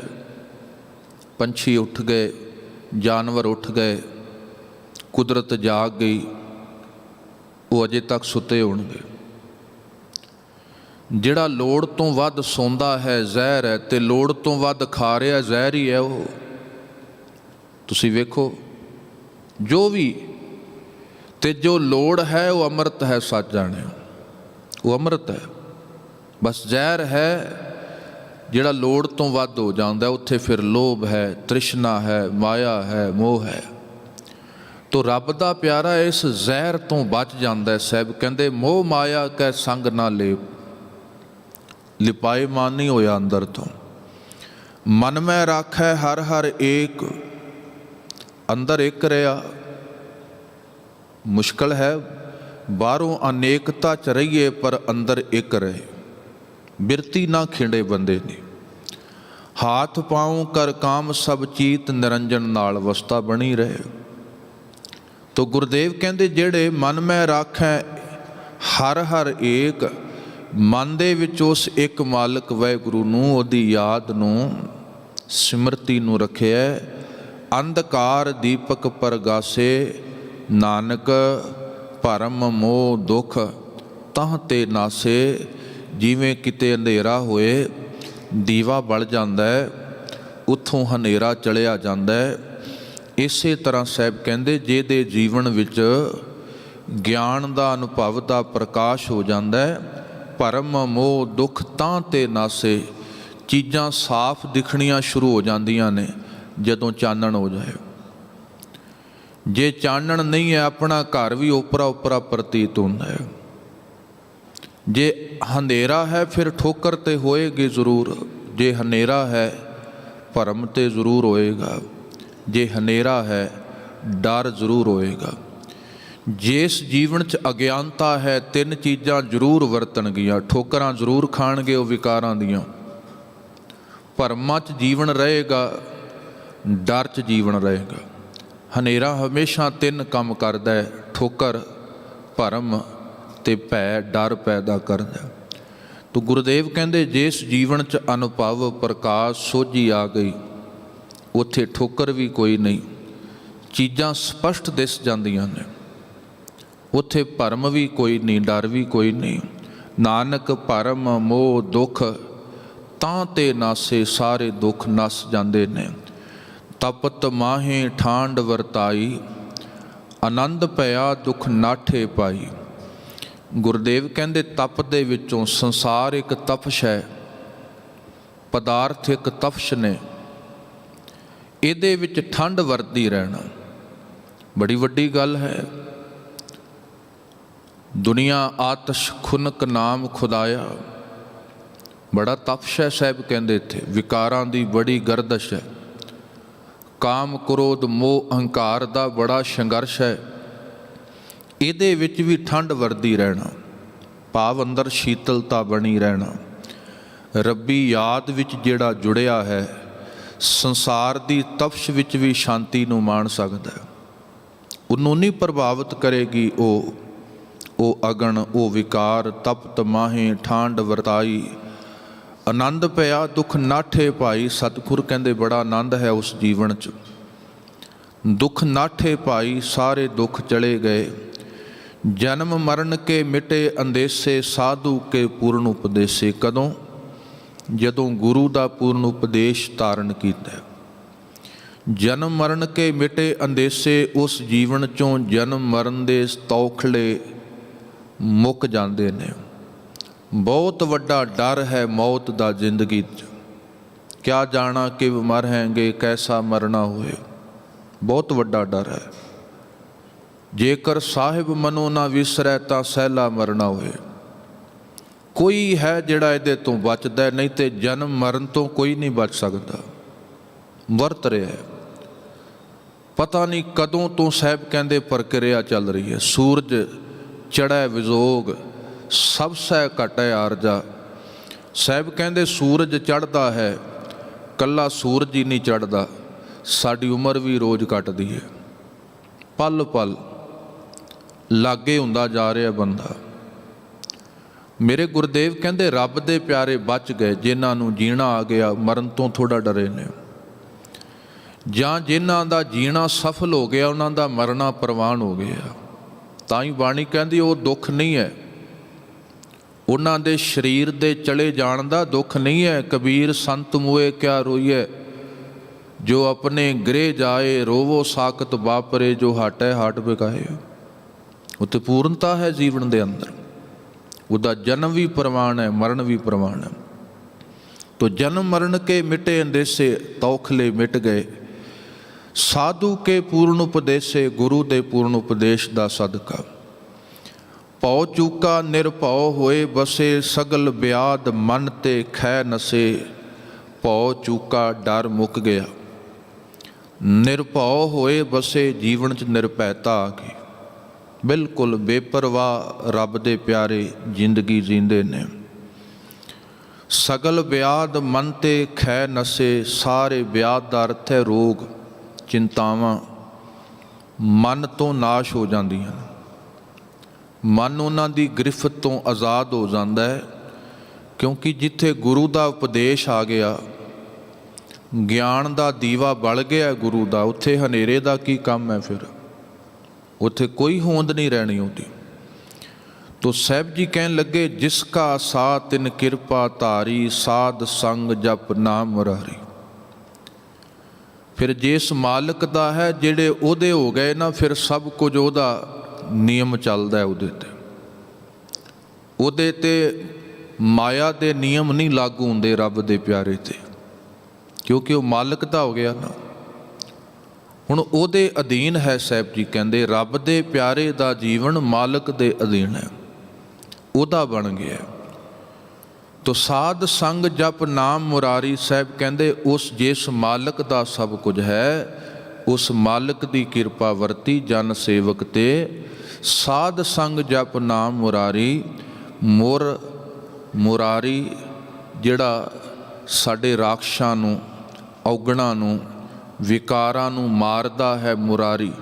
ਮੁਰਾਰੀ ਸ਼ਬਦ ਵੈਸੇ ਸਨਾਤਨ ਮਤ ਵਿੱਚ ਸ਼੍ਰੀ ਕ੍ਰਿਸ਼ਨ ਜੀ ਵਾਸਤੇ ਆਉਂਦਾ ਹੈ। ਮੋਰ ਰਾਖਸ਼ ਨੂੰ ਮਾਰਨ ਵਾਲਾ ਸ਼੍ਰੀ ਕ੍ਰਿਸ਼ਨ। ਪਰ ਜਦੋਂ ਵੀ ਕੋਈ ਸ਼ਬਦ ਇੱਕ ਵਿਚਾਰਧਾਰਾ 'ਚੋਂ ਯਾਤਰਾ ਕਰਕੇ ਦੂਜੀ ਵਿਚਾਰਧਾਰਾ 'ਚ ਜਾਂਦਾ ਹੈ, ਉਹਦਾ ਬਾਹਰੀ ਸਰੂਪ ਨਹੀਂ ਬਦਲਦਾ, ਉਹਦੇ ਭਾਵ ਅਰਥ ਬਦਲ ਜਾਂਦੇ ਨੇ। ਰਾਮ ਸ਼ਬਦ ਜਦੋਂ ਸਿੱਖੀ 'ਚ ਆਇਆ, ਇਹਦੇ ਅਰਥ ਰਾਮਚੰਦਰ ਜੀ ਨਹੀਂ ਰਹਿ ਜਾਣੇ। ਸਨਾਤਨ ਮਤ ਵਿੱਚ ਹਿੰਦੂ ਵੀਰ ਜਦੋਂ ਰਾਮ ਕਹਿਣਗੇ, ਉਹਨਾਂ ਦਾ ਧਿਆਨ ਅਯੋਧਿਆ ਵੱਲ ਚਲੇ ਜਾਣਾ। ਜਦੋਂ ਸਤਿਗੁਰਾਂ ਨੇ ਰਾਮ ਸ਼ਬਦ ਵਰਤਿਆ, ਅਕਾਲ ਪੁਰਖ ਵਾਸਤੇ ਵਰਤਿਆ। ਸੋ ਜਦੋਂ ਵੀ ਕੋਈ ਸ਼ਬਦ ਯਾਤਰਾ ਕਰਕੇ ਇੱਕ ਭਾਸ਼ਾ 'ਚੋਂ ਦੂਜੀ ਭਾਸ਼ਾ 'ਚ ਜਾਂਦਾ ਹੈ, ਉਹਦਾ ਬਾਹਰੀ ਰੂਪ ਉਹੀ ਰਹਿੰਦਾ ਹੈ, ਉਚਾਰਨ ਉਹੀ ਰਹਿੰਦਾ ਹੈ, ਪਰ ਉਹਦਾ ਭਾਵ, ਉਹਦੇ ਅਰਥ ਬਦਲ ਜਾਂਦੇ ਨੇ। ਸੋ ਮੁਰਾਰੀ ਸਾਡੇ ਔਗਣਾਂ ਨੂੰ, ਵਿਕਾਰਾਂ ਨੂੰ ਮਾਰਨ ਵਾਲਾ ਮਾਲਕ ਵਾਹਿਗੁਰੂ ਕਾਲ ਪੁਰਖ। ਤੋ ਗੁਰਦੇਵ ਕਹਿੰਦੇ ਜਪ ਨਾਮ ਮੁਰਾਰੀ, ਥਿਤ ਪਾਈ ਚੂਕੇ ਭਰਮ ਗਵਨ, ਸੁਣ ਨਾਨਕ ਹਰ ਹਰ ਜਸ ਸ਼ਰਵਣ। ਗੁਰਦੇਵ ਕਹਿੰਦੇ ਜਿਹਨੇ ਸੁਣਿਆ, ਸਿੱਖੀ 'ਚ ਦੋ ਚੀਜ਼ਾਂ ਨੇ, ਸੁਣਨਾ ਹੈ, ਸਮਝਣਾ ਹੈ। ਪਰ ਅਸੀਂ ਕਈ ਵਾਰ ਉਲਟਾ ਕਰ ਲੈਂਦੇ ਹਾਂ। ਅਸੀਂ ਜ਼ਿਆਦਾ ਸੁਣਾਉਣਾ ਚਾਹੁੰਦੇ ਹਾਂ, ਜ਼ਿਆਦਾ ਸਮਝਾਉਣਾ ਚਾਹੁੰਦੇ ਹਾਂ। ਮੁਸ਼ਕਿਲ ਹੋ ਗਿਆ ਨਾ ਫਿਰ ਉੱਥੇ। ਗੁਰੂ ਨੇ ਕਿਹਾ ਤੂੰ ਸੁਣਨਾ ਹੈ ਤੇ ਸਮਝਣਾ ਹੈ ਜੀਵਨ ਵਿੱਚ। ਜੇ ਸੁਣਾਏਗਾ ਤੇ ਸਮਝਾਏਗਾ, ਨਾ ਤੇਰਾ ਭਲਾ ਹੈ ਨਾ ਦੂਜੇ ਦਾ ਭਲਾ ਹੈ। ਸੁਣਾਉਣਾ ਹੈ ਗੁਰੂ ਨੇ, ਯਾਦ ਰੱਖਿਓ, ਸਮਝਾਉਣਾ ਗੁਰੂ ਨੇ। ਆਪਾਂ ਗੁਰੂ ਦੀ ਬਾਣੀ ਦੇ ਕੀਰਤਨ ਵਿੱਚ, ਪਾਠ ਵਿੱਚ, ਹੁਕਮਨਾਮੇ 'ਚ ਕੌਣ ਸੁਣਾ ਰਿਹਾ ਹੁੰਦਾ? ਗੁਰੂ ਸੁਣਾਏ। ਬਾਣੀ ਗੁਰੂ ਕਿਹਦੀ ਬਾਣੀ ਹੈ? ਸੁਖਮਨੀ ਸਾਹਿਬ ਧੰਨ ਗੁਰੂ ਅਰਜੁਨ ਦੇਵ ਜੀ ਦਾ ਪੈਗਾਮ ਹੈ। ਸੋ ਸੁਣਾਉਣਾ ਸਮਝਾਉਣਾ ਗੁਰੂ ਦਾ ਕੰਮ ਹੈ, ਸੁਣਨਾ ਸਮਝਣਾ ਸਿੱਖ ਦਾ ਕੰਮ ਹੈ। ਤੇ ਗੁਰੂ ਵਾਲਾ ਮਹਿਕਮਾ ਅਸੀਂ ਨਾ ਸੰਭਾਲਣਾ ਸ਼ੁਰੂ ਕਰ ਦਈਏ, ਫਿਰ ਨਹੀਂ ਜੀਵਨ ਬਦਲੇਗਾ ਕਦੇ ਵੀ। ਤੋ ਜਿਨ੍ਹਾਂ ਨੇ ਸੁਣ ਲਿਆ, ਮੰਨ ਲਿਆ, ਸਮਝ ਲਿਆ, ਸਾਹਿਬ ਜੀ ਕਹਿੰਦੇ ਥਿਤ ਪਾਈ ਝੂਕੇ ਭਰਮ ਗਵਨ, ਉਹਨਾਂ ਨੂੰ ਥਿਤ ਮਿਲ ਗਈ, ਆਤਮਿਕ ਅਡੋਲਤਾ ਮਿਲ ਗਈ। ਸਾਰੇ ਗਵਨ ਜਿਹੜੀ ਭਟਕਣਾ ਜਿਹਨੂੰ ਆਪਾਂ ਕਹੀਏ ਮੁੱਕ ਗਈ, ਥਿੱਤ ਪਾਈ, ਉਹਨਾਂ ਨੂੰ ਥਿਰਤਾ ਮਿਲ ਗਈ। ਬੜੀ ਵੱਡੀ ਦਾਤ ਹੈ। ਕਿਸੇ ਨੂੰ ਅੰਦਰ ਦੀ ਥਿਰਤਾ ਮਿਲ ਗਈ। ਸਰੀਰ ਭੱਜੇ ਦੌੜੇ ਕੋਈ ਗੱਲ ਨਹੀਂ, ਮਨ ਥਿਰ ਰਹਿਣਾ ਚਾਹੀਦਾ ਹਮੇਸ਼ਾ ਹੀ। ਹੁਣ ਸਾਡਾ ਉਲਟਾ ਹੋ ਗਿਆ, ਸਰੀਰ ਸਾਡਾ ਬੈਠਾ ਹੈ, ਮਨ ਭੱਜ ਰਿਹਾ, ਮੁਸ਼ਕਲ ਹੋ ਗਈ ਨਾ। ਐਕਟਿਵ ਸਰੀਰ ਨੇ ਰਹਿਣਾ ਸੀ, ਰਿਲੈਕਸ ਸਾਡੇ ਮਨ ਨੇ ਰਹਿਣਾ ਸੀ। ਤਾਂ ਗੁਰਦੇਵ ਕਹਿੰਦੇ ਫਿਰ ਮੁਬਾਰਕ ਹੈ ਸੰਸਾਰ ਕਿਰਤ ਜੋ ਕੁਝ ਹੈ। ਮਨ ਅਡੋਲ ਰਹੇ ਸਾਡਾ, ਥਿਰ ਰਹੇ, ਸ਼ਾਂਤ ਰਹੇ, ਸੋਝੀ ਰਹੇ, ਸਿਦਕ ਰਹੇ, ਸਹਿਜ ਰਹੇ ਜੀਵਨ ਦੇ ਅੰਦਰ। ਤੋ ਸਾਹਿਬ ਕਹਿੰਦੇ ਤਾਂ ਸੰਭਵ ਹੈ ਜਿਨ੍ਹਾਂ ਨੇ ਸੁਣਿਆ ਹੈ, ਸਮਝਿਆ, ਹਰੀ ਦੇ ਨਾਮ ਨੂੰ ਜੀਵਨ 'ਚ ਕਮਾਇਆ। ਤੇ ਗੁਰਦੇਵ ਜੀ ਆਖਰੀ ਬੰਦ ਵਿੱਚ ਆਖਦੇ ਨੇ, ਨਿਰਗੁਣ ਆਪ ਸਰਗੁਣ ਵੀ ਉਹੀ। ਦੋ ਚੀਜ਼ਾਂ ਨੇ, ਨਿਰਗੁਣ ਤੇ ਸਰਗੁਣ। ਜੇ ਸਾਡੀ ਬੋਲੀ 'ਚ ਕਹਿਣਾ ਹੋਏ ਦਿਸਦਾ ਤੇ ਅਣਦਿਸਦਾ, ਹੋਰ ਸੌਖਾ ਸਮਝਣਾ ਹੋਏ ਸਰੀਰ ਦਿਸ ਰਿਹਾ ਹੈ, ਇਹ ਸਰਗੁਣ ਹੈ, ਆਤਮਾ ਨਹੀਂ ਦਿਸ ਰਹੀ, ਨਿਰਗੁਣ ਹੈ। ਹੋਰ ਸਮਝਣਾ ਹੋਏ ਦਿਸਦਾ ਅਣਦਿਸਦਾ, ਜਿੰਨਾ ਕੁਝ ਵਰਤ ਰਿਹਾ ਨਾ ਦੋਨਾਂ ਦੇ ਜੋੜ 'ਚੋਂ ਹੀ ਵਰਤ ਰਿਹਾ। ਜਾਂ ਆਪਾਂ ਕਹਿ ਲਈਏ ਦਿਸਦੇ ਰਾਹੀਂ ਅਣਦਿਸਦਾ ਪ੍ਰਗਟ ਹੋ ਰਿਹਾ ਹੈ। ਦਿਸਦੇ ਰਾਹੀਂ ਹਰੇਕ ਅਣਦਿਸਦੀ ਸ਼ਕਤੀ ਆਪਣੇ ਆਪ ਨੂੰ ਕਿਸੇ ਦ੍ਰਿਸ਼ਟ, ਹੁਣ ਵੇਖੋ ਉਦਾਹਰਨ ਦੇਵਾਂ, ਬਿਜਲੀ ਦਿਸਦੀ ਨਹੀਂ ਪਰ ਆਪਣੀ ਸ਼ਕਤੀ ਦਾ ਪ੍ਰਗਟਾਵਾ ਕਿੱਦਾਂ ਕਰਦੀ ਹੈ? ਪੱਖੇ ਰਾਹੀਂ, ਏਸੀ ਰਾਹੀਂ, ਗੱਡੀ ਰਾਹੀਂ, ਕਿਸੇ ਵੀ ਰੂਪ ਰਾਹੀਂ, ਪਰ ਆਪ ਨਹੀਂ ਉਹ ਦਿਸਦੀ। ਅਣਦਿਸਦੀ ਸ਼ਕਤੀ ਆਪਣੇ ਆਪ ਨੂੰ ਦ੍ਰਿਸ਼ਮਾਨ ਰਾਹੀਂ ਪ੍ਰਗਟ ਕਰਦੀ ਹੈ। ਜਿਵੇਂ ਆਤਮਾ ਅਣਦਿਸਦੀ ਸ਼ਕਤੀ ਹੈ, ਆਪਣੇ ਆਪ ਨੂੰ ਦਿਸਦੇ ਸਰੀਰ ਰਾਹੀਂ ਪ੍ਰਗਟ ਕਰ ਰਹੀ ਹੈ। ਆਪਾਂ ਬੋਲਦੇ ਹਾਂ, ਸੁਣਦੇ ਹਾਂ, ਪਤਾ ਹੈ ਨਾ ਵੀ ਅੰਦਰ ਆਤਮ ਸਰੂਪ ਹੈ।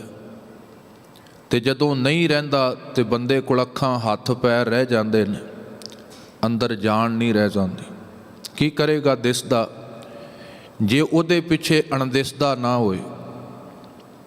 ਦਿਸਦਾ ਵੀ ਕੀ ਕਰੇਗਾ? ਸੋ ਜਿੰਨਾ ਵੀ ਵਰਤਾਰਾ ਵਰਤ ਰਿਹਾ ਦਿਸਦੇ ਅਣਦਿਸਦੇ ਦੇ ਜੋੜ 'ਚ ਵਰਤ ਰਿਹਾ, ਜਿਹਨੂੰ ਬਾਣੀ ਨੇ ਨਿਰਗੁਣ ਤੇ ਸਰਗੁਣ ਕਿਹਾ। ਦਿਸਦਾ ਅਣਦਿਸਦਾ, ਪਰ ਗੁਰਦੇਵ ਕਹਿੰਦੇ ਉਹ ਅਣਦਿਸਦੇ ਵਿੱਚ ਵੀ ਆਪ ਹੈ, ਦਿਸਦੇ ਵਿੱਚ ਵੀ ਆਪ ਹੈ।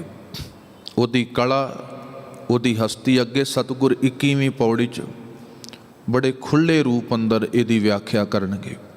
ਤੋ ਖੈਰ, ਨਿਰਗੁਣ ਆਪ, ਸਰਗੁਣ ਵੀ ਉਹੀ।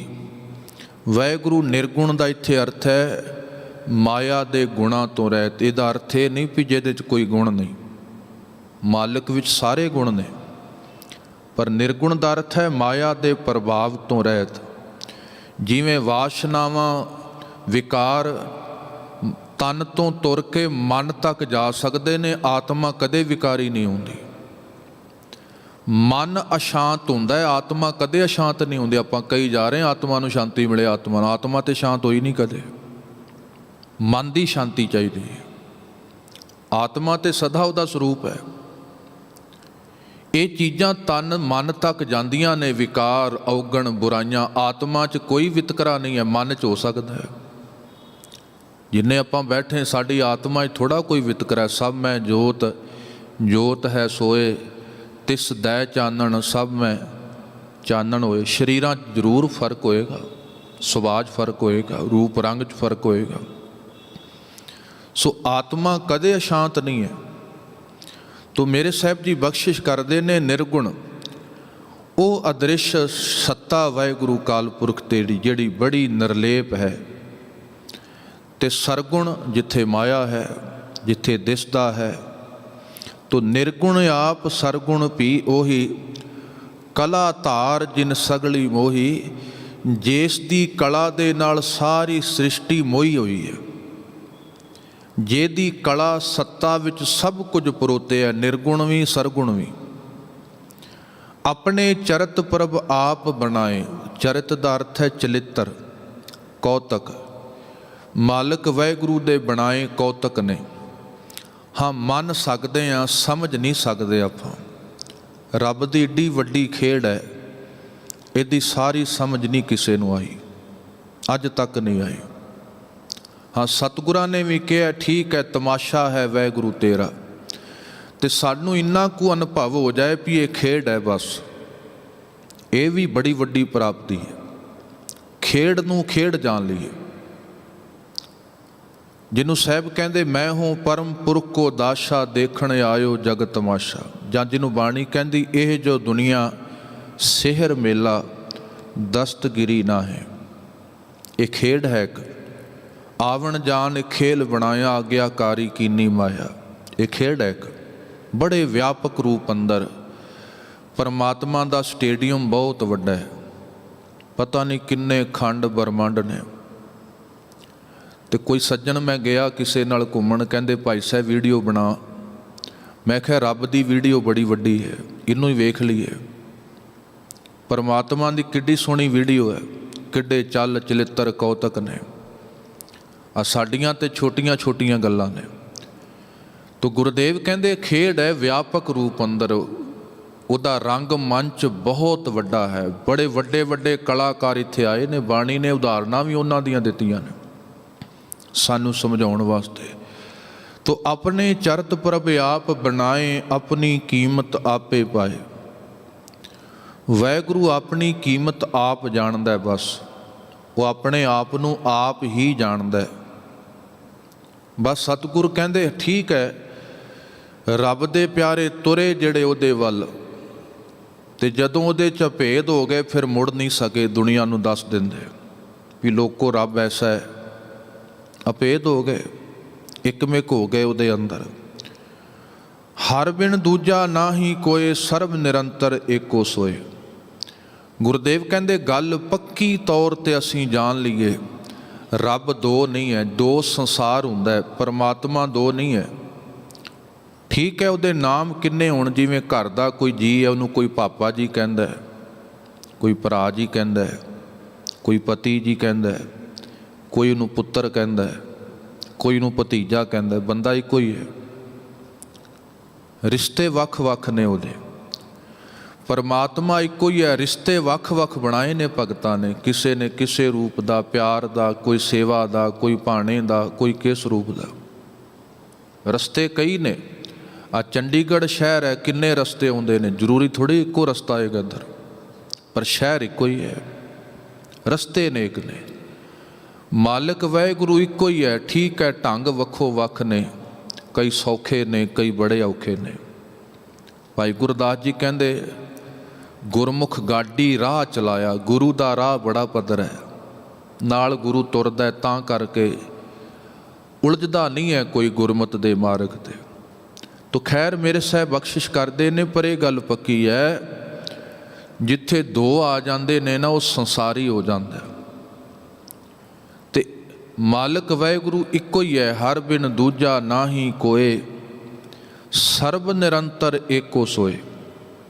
ਸਾਰਿਆਂ 'ਚ ਇੱਕ ਰੂਪ ਵਿਆਪਕ ਹੈ। ਹਾਂ, ਮਾਲਕ ਹੀ ਇੱਕ ਨਹੀਂ, ਸਾਹਿਬ ਕਹਿੰਦੀ ਉਹਦੀ ਮਾਨਵਤਾ ਵੀ ਇੱਕ ਹੀ ਹੈ। ਇਹ ਵੀ ਬੜੀ ਵੱਡੀ ਗੱਲ ਹੈ। ਕਈਆਂ ਨੇ ਜ਼ਰੂਰ ਕਹਿਤਾ ਰੱਬ ਇੱਕ ਹੈ, ਪਰ ਇਹ ਨਹੀਂ ਕਬੂਲ ਕੀਤਾ ਵੀ ਬੰਦੇ ਵੀ ਇੱਕ ਨੇ। ਪਰ ਗੁਰੂ ਨੇ ਕਿਹਾ ਜੇ ਮਾਲਕ ਇੱਕ ਹੈ ਨਾ, ਫਿਰ ਇਹ ਵੀ ਜਾਣੀਏ ਮਾਲਕ ਦੀ ਖਲਕਤ, ਉਹਨੂੰ ਵੀ ਇੱਕੋ ਹੀ ਜਾਣੀਏ, ਉਹਨੂੰ ਵੀ ਸਭ ਇੱਕੋ ਨਜ਼ਰੀਏ ਨਾਲ ਆਪਾਂ ਵੇਖੀਏ। ਕਰਤੇ ਦੀ ਬਣਾਈ ਜਿੰਨੀ ਖਲਕਤ ਹੈ, ਰਚਨਾ ਹੈ, ਉੱਥੇ ਵੀ ਵੈਰ ਵਿਰੋਧ ਭਾਵ ਨਹੀਂ ਚਾਹੀਦਾ ਜੀਵਨ ਦੇ ਅੰਦਰ, ਕਿਉਂਕਿ ਸਰਬ ਨਿਰੰਤਰ ਏਕੋ ਸੋਏ। ਓਤ ਪੋਤ ਰਵਿਆ ਰੂਪ ਰੰਗ, ਓਤ ਪੋਤ ਦਾ ਅਰਥ ਹੈ ਤਾਣਾ ਪੇਟਾ। ਜਿਵੇਂ ਸਾਡੇ ਬਸਤਰ ਓਤ ਪੋਤ ਹੁੰਦੇ ਨੇ, ਇੱਕ ਧਾਗਾ ਉੱਧਰ ਦਾ, ਇੱਕ ਧਾਗਾ ਉੱਧਰ ਦਾ, ਬਿਲਕੁਲ ਤਾਂ ਹੀ ਕੱਪੜਾ ਬਣਦਾ ਹੈ ਨਾ। ਮਾਲਕ ਵਾਹਿਗੁਰੂ ਇਸੇ ਤਰ੍ਹਾਂ ਓਤ ਪੋਤ ਹੈ, ਪਰੋਤਿਆ ਹੋਇਆ, ਭਾਵ ਉਹਨੂੰ ਵੱਖਰਾ ਨਹੀਂ ਕੀਤਾ ਜਾ ਸਕਦਾ ਕਦੇ ਵੀ। ਕਦੇ ਨਹੀਂ ਉਹਨੂੰ ਕਹਿ ਸਕਦੇ ਵੀ ਕਾਦਰ ਨੂੰ ਕੁਦਰਤ ਤੋਂ ਵੱਖਰਾ ਕਰ ਦਈਏ, ਇਹ ਸੰਭਵ ਨਹੀਂ ਹੋਏਗਾ। ਸਾਹਿਬ ਜੀ ਕਹਿੰਦੇ ਕਦੇ ਵੀ। ਓਤ ਪੋਤ ਰਵਿਆ ਰੂਪ ਰੰਗ, ਜਿਵੇਂ ਇੱਕ ਫਰਨੀਚਰ 'ਚੋਂ ਲੱਕੜ ਨਹੀਂ ਆਪਾਂ ਕੱਢ ਸਕਦੇ, ਨਹੀਂ ਸੰਭਾਵਨਾ। ਸੋਨਾ ਗਹਿਣੇ 'ਚੋਂ ਕੱਢ ਦਈਏ, ਸੰਭਾਵਨਾ ਨਹੀਂ ਹੈ। ਮਿੱਟੀ ਨੂੰ ਭਾਂਡੇ 'ਚੋਂ ਕੱਢ ਦਈਏ, ਫਿਰ ਭਾਂਡਾ ਨਹੀਂ ਰਹਿਣਾ। ਤੇ ਇਸ ਵਾਸਤੇ ਮਾਲਕ ਵਾਹਿਗੁਰੂ ਭਏ ਪ੍ਰਗਾਸ ਸਾਧ ਕੈ ਸੰਗ। ਬੜਾ ਪ੍ਰਗਾਸ ਹੈ ਜਦੋਂ ਆਪਾਂ ਗੁਰੂ ਦਾ ਸਪਿਰਿਚੁਅਲ ਵਿਜ਼ਡਮ, ਜਿਹੜਾ ਅਧਿਆਤਮਕ ਗਿਆਨ ਪ੍ਰਾਪਤ ਕਰਦੇ ਹਾਂ। ਜੇ ਬਾਹਰੋਂ ਅੱਖਰਾਂ ਦੀ ਲੜਾਈ ਕਰਨੀ ਹੈ ਤੇ ਫਿਰ ਕਰੀ ਜਾਈਏ। ਜੇ ਗੁਰੂ ਕੋਲ ਇਹ ਅਧਿਆਤਮਕਵਾਦ ਜਿਹੜਾ ਜੀਵਨ ਜਿੱਥੋਂ ਵਿਕਾਸ ਪ੍ਰਗਟ ਹੁੰਦਾ ਹੈ, ਜਿੱਥੋਂ ਆਨੰਦ ਪ੍ਰਗਟ ਹੋਏਗਾ, ਜਿੱਥੋਂ ਜੀਵਨ 'ਚ ਵਿਸ਼ਾਲਤਾ ਆਏਗੀ, ਉੱਥੋਂ ਹੀ ਆਏਗੀ। ਨਹੀਂ ਤੇ ਬਾਹਰ ਦੇ ਝਗੜਿਆਂ 'ਚ ਪੈ ਗਏ ਆਪਾਂ, ਬਸ ਅੱਖਰਾਂ ਨਾਲ ਨਫ਼ਰਤ ਹੋਣ ਲੱਗ ਪਈ ਸਾਨੂੰ।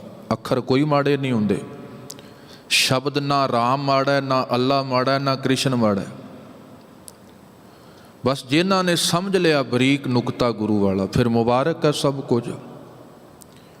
ਤੋ ਸਾਹਿਬ ਕਹਿੰਦੇ ਫਿਰ ਸਾਧ ਕੈ ਸੰਗ, ਗੁਰੂ ਦੇ ਸੰਗ ਦੇ ਵਿੱਚੋਂ ਭਏ ਪ੍ਰਗਾਸ। ਫਿਰ ਜੀਵਨ ਵਿੱਚ ਪ੍ਰਗਾਸ ਬੜਾ ਆਨੰਦ ਖੇੜਾ ਹੈ।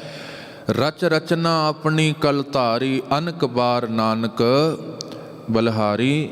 ਗੁਰਦੇਵ ਕਹਿੰਦੇ ਜਿਹੜੀ ਰਚਨਾ ਜਿਹਦੇ ਵਿੱਚ ਕਲਾ ਮਾਲਕ ਨੇ ਧਾਰੀ ਹੋਈ ਹੈ, ਜਿੰਨੀ ਰਚਨਾ ਹੈ ਕਰਤੇ ਮਾਲਕ ਦੀ ਕਲਾ ਕਰਕੇ ਟਿਕੀ ਹੈ।